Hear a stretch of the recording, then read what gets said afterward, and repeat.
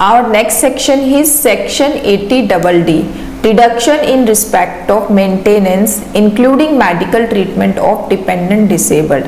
Section 80DD deduction provide करता है आपको कि अगर आप मेंटेनेंस में या मेडिकल ट्रीटमेंट में एक्सपेंडिचर कर रहे हैं किसके, एक डिपेंडेंट पर्सन के जो कि डिसेबल्ड कैटेगरी का है।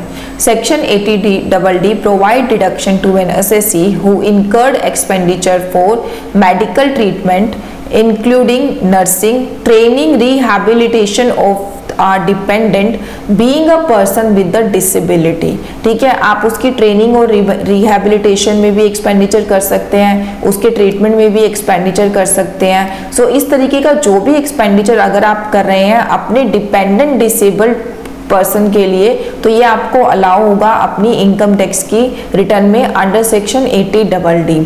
अब यहाँ पे दो बातें निकल के आती हैं कि डिसेबल्ड पर्सन कौन है और डिपेंडेंट पर्सन कौन है। सबसे पहले हम बात करेंगे कि डिपेंडेंट कौन है। डिपेंडेंट की डेफिनेशन में कवर होता है आपका स्पाउस, चिल्ड्रन, पेरेंट्स, ब्रदर और सिस्टर हु इज वोली और mainly dependent of such individual. ठीक है, अगर आपके ऊपर ही पूरे वो डिपेंडेंट हैं तो आप इनकी जो ट्रीटमेंट हो रही है उसके अगेंस्ट जो भी एक्सपेंडिचर है उसका डिडक्शन क्लेम कर सकते हैं। आगे इन्होंने बोला है कि ये person not claim deduction under section 80U in the computation of his income, कि जब ये अपनी इनकम टैक्स की रिटर्न फाइल कर रहे हैं तब वो डिडक्शन क्लेम नहीं कर रहे अंडर सेक्शन 80U में, तभी आप डिडक्शन क्लेम कर पाएंगे। सेक्शन 80U किस चीज के बारे में बात करता है ये अब हम आगे देखेंगे। अब बात करते हैं कि डिसेबल्ड का मतलब क्या है। Disability has been defined one of the following: blindness, low vision, leprosy card, hearing impairment, mental retardation, mental illness या फिर पैरालिसिस भी इसमें कवर है। सो इस तरीके की अगर कोई भी डिसेबिलिटी है तो आपको डिडक्शन अलाउ है। अब बात करते हैं कि डिडक्शन कितनी अलाउ है इस सेक्शन के अंदर। Amount of deduction, the quantum of deduction is rupees 75,000 in case of several disability, that is person with 80% and more disabled, the deduction shall be 1,25,000।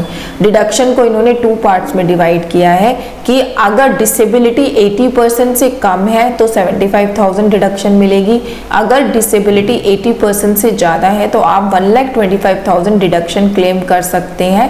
ये जो डिडक्शन है ये आपको फ्लैट अमाउंट की मिलेगी इररिस्पेक्टिव ऑफ द फैक्ट कि आपने कितना अमाउंट जो है ड्यूरिंग द ईयर एक्सपेंडिचर किया है, चाहे इससे कम किया हो या ज़्यादा किया हो, आपको फ्लैट 75,000 और 1,25,000 की डिडक्शन मिलेगी, depends upon percentage of disability. अब ये कैसे पता लगेगा कि आपके पेशेंट को या आपके डिपेंडेंट पर्सन को कितनी डिसेबिलिटी है, उसके लिए एक कंडीशन रखी गई है। For claiming the deduction the assessee shall have to furnish a copy of certificate issued by medical authority under the disability act. आपके पास एक सर्टिफिकेट होना चाहिए, डिसेबिलिटी एक्ट के अंदर इशू किया जाता है, जो कि जिससे भी आपका ट्रीटमेंट चल रहा है वो मेडिकल अथॉरिटी आपको इशू करेगी। उसमें मेंशन होगा कि जो पेशेंट है वो कितनी परसेंट डिसेबिलिटी के क्राइटेरिया में है, उसी के अकॉर्डिंग जो है आपको अपनी इनकम टैक्स की रिटर्न में ये डिडक्शन क्लेम करनी है। और एक बात और क्लियर कर देती हूँ, ये सर्टिफिकेट आपको जब आप अपनी इनकम टैक्स की रिटर्न फाइल कर रहे हैं तब आपको अपलोड नहीं करना। ये सर्टिफिकेट फ्यूचर में जब आपसे इस डिडक्शन की सपोर्टिंग डॉक्यूमेंट्स मांगे जाएंगे तब आपको डिपार्टमेंट को प्रोवाइड कराना है। अभी at the time of filing return कहीं पर ये डॉक्यूमेंट अपलोड नहीं होगा। अब बात करते हैं सेक्शन 80U की। Section 80U tax deduction for disabled person. Section 80DD and section 80U दोनों सेक्शन बिल्कुल एक जैसे हैं, डिडक्शंस भी दोनों में सेम अलाउ है, but the thing is section 80DD बात करता है कि अगर आप एक्सपेंडिचर कर रहे हैं किसी और पर्सन के लिए, किसी और डिपेंडेंट पर्सन के लिए अगर आप एक्सपेंडिचर कर रहे हैं, पेमेंट्स कर रहे हैं तो आपको डिडक्शन अलाउ है।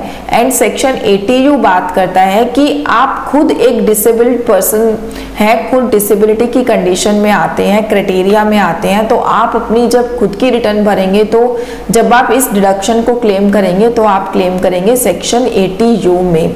इसीलिए जब मैंने आपको डिपेंडेंट की डेफिनेशन स्टडी करवाई थी तो उसमें ये बात मेंशन थी कि अगर वो डिपेंडेंट पर्सन खुद अपनी इनकम टैक्स की रिटर्न में under section 80U deduction claim कर रहा है तो आप 80DD में इस डिडक्शन को क्लेम नहीं कर पाएंगे। एक ही कोई डिडक्शन मिलेगी, या तो सेक्शन 80U में या सेक्शन 80DD में। अब कंटेक्स्ट इसका पढ़ लेते हैं। Section 80U of the income tax act is a deduction for the disabled individual. This section provide a flat deduction to the disabled person based on the disability irrespective of the amount of expenditure. आपने कितना expenditure किया है उसके ऊपर कोई वो नहीं है, आप बस एक फ्लैट अमाउंट की डिडक्शन आपको इस सेक्शन में मिलेगी, जैसे कि सेक्शन 80DD में मिलती थी। इसमें आपको कितनी डिडक्शन मिलेगी, इसमें जो है डिसेबिलिटी की जो क्राइटेरिया है उसको 3 पार्ट्स में डिवाइड किया गया है। 40% से कम डिसेबिलिटी, 40 से 80% के बीच में डिसेबिलिटी और 80% से अबव डिसेबिलिटी। अगर आपकी डिसेबिलिटी 40% से कम है तो आपको रिबेट अंडर सेक्शन 80U नहीं मिलेगी। अगर 40 to 80% के बीच में है तो आप 75,000 की फ्लैट डिडक्शन अवेल कर सकते हैं। अगर 80% से भी ज़्यादा है तो आपको मिलेगी 1,25,000 की डिडक्शन, जैसा कि सेक्शन 80DD में भी था। इसकी क्या क्या कंडीशन है? Tax payer should be resident individual, ठीक है। Second, he should be suffering from at least 40% disability, 40% से कम होगा तो आपको ये रिडक्शन नहीं मिलेगी। The disability should also be certified by the recognised medical authority, ठीक है। मेडिकल अथॉरिटी से आपको डिसेबिलिटी का सर्टिफिकेट मिला होना चाहिए, जो आपको फ्यूचर में कभी भी डिपार्टमेंट को शो करना पड़ सकता है, देना पड़ सकता है। अब section 80U and section 80DD में क्या डिफरेंस है ये मैं ऑलरेडी एक्सप्लेन कर चुकी हूँ। सेक्शन 80DD बात करता है जब आप किसी और की एक्सपेंडिचर के लिए डिडक्शन क्लेम कर रहे हैं, और सेक्शन 80U है कि आप खुद डिसेबल्ड है तो आप इस डिडक्शन को क्लेम कर रहे हैं। So I think everybody is clear about section 80DD and section 80U। अब हम बात करेंगे सेक्शन 80DDB, बहुत इंपॉर्टेंट सेक्शन है, ये भी मेडिकल ट्रीटमेंट के ही बात करता है। सो आइए देखते हैं इस सेक्शन में क्या बात होती है। Deduction in respect of medical treatment. This section provide deduction to an individual who is resident in India. यहाँ पर भी ये कंडीशन है कि ये डिडक्शन उसी को मिलेगी जो रेजिडेंट इन इंडिया है। Being an individual and HUF incurred expenditure for the medical treatment of specified disease and ailments। यहाँ पे ये बोलते हैं कि अगर आप चाहे अपने लिए एक्सपेंडिचर कर रहे हैं या आप किसी और डिपेंडेंट पर्सन के लिए कर रहे हैं, बट द थिंग इज कि जो आपने एक्सपेंडिचर किया है वो स्पेसिफाइड डिसीज और एलिमेंट के ट्रीटमेंट के लिए होना चाहिए, तभी आप इस डिडक्शन को क्लेम कर पाएंगे। अब हम बात करते हैं स्पेसिफाइड डिसीजेस होती क्या है।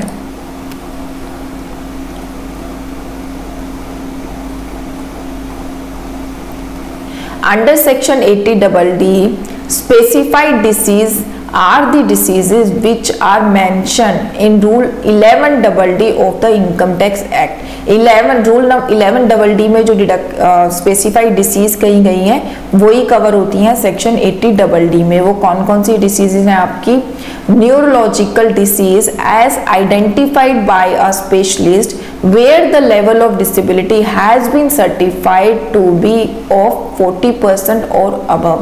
अगर न्यूरोलॉजिकल डिसीज है आपको जो कि 40% एंड अबव है तो इस सेक्शन में कवर होगी। अगर कैंसर की प्रॉब्लम है तो भी कवर होगी, एड्स की प्रॉब्लम भी कवर होगी, क्रॉनिकल रेंटल फेलियर, ये भी आपका रेनल फेलियर, ये भी आपका इसमें कवर होता है। हेमेटोलॉजिकल डिसऑर्डर लाइक हेमोफीला और थाइलेसीमिया, इस तरीके की सारी जो डिसीजेस हैं वो स्पेसिफाइड डिसीज की डेफिनेशन में कवर होती हैं एज पर रूल 11DD।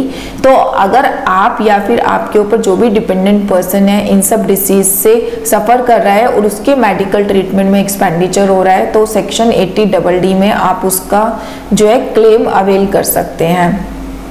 इसमें एक बात अलग से भी कही गई है कि अगर कैटरेक्ट या फिर सी सेक्शन जैसे अगर ट्रीटमेंट होते हैं तो वो इसमें अलाउ नहीं है, क्योंकि क्या होता है ये एक नॉर्मल डिसीज है, होती मतलब नॉर्मल है, कॉमन इन नेचर है, तो उसकी फर्दर आपको रिबेट नहीं मिलेगी अंडर सेक्शन 80DD।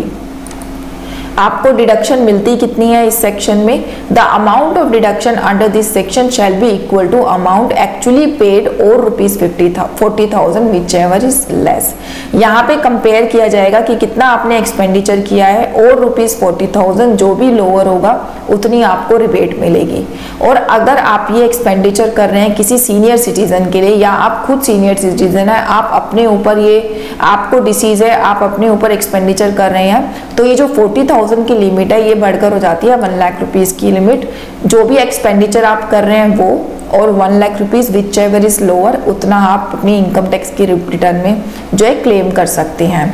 अब इस डिडक्शन को क्लेम करने की कंडीशंस क्या क्या है?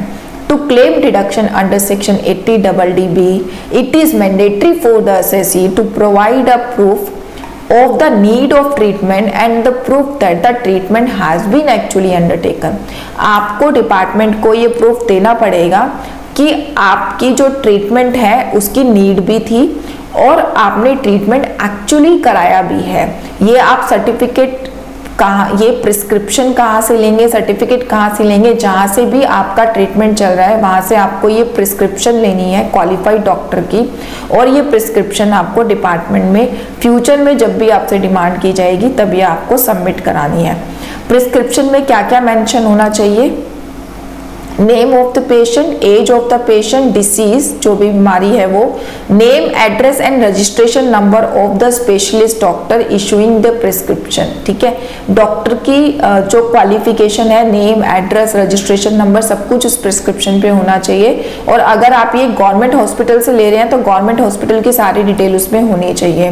होता क्या था यहाँ पे गवर्नमेंट हॉस्पिटल का इसलिए अलग से मेंशन किया गया है क्योंकि 2016-17 असेसमेंट ईयर से पहले क्या था कि आप किसी भी मेडिकल से प्रिस्क्रिप्शन ले ले, वो अलाउ नहीं होती थी इस सेक्शन के अंदर। आपको सिर्फ और सिर्फ गवर्नमेंट हॉस्पिटल के डॉक्टर से ही ये प्रिस्क्रिप्शन लेनी होती थी।